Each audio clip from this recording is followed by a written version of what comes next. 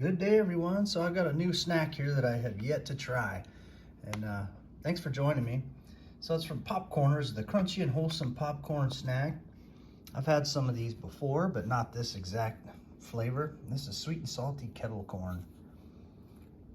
Of course, we can't open it without reading the label. It says, we believe that what's fun for you is good for you. So we make our snacks with flavors you love and crunchy crisps that leave you never fried and always up for it. All right, very nice. Starts with the source. We partner with farmers to ensure we're getting only the best non-GMO project verified corn available. From there, every crop gets popped into perfection. The result is a crunchy and wholesome taste experience like no other.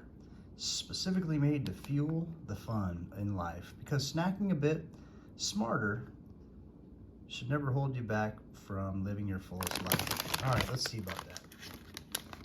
Okay, I gotta say, they fill their bags up slightly more than Doritos does. Probably made by the same company, and maybe I just got lucky here for getting an extra full bag, but look at those. Interesting looking chip. Let's try it.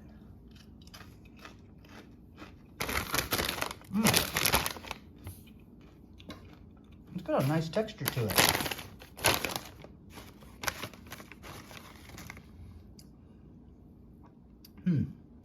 So I like these. I like how they taste right up front. I don't really care for the aftertaste much. The texture's okay.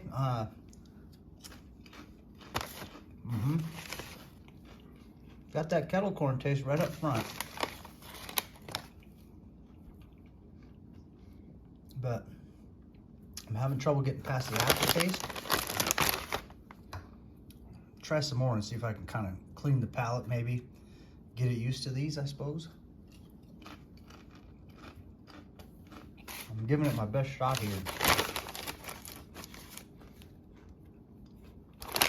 They're not bad, but I can't say this would necessarily be my go-to.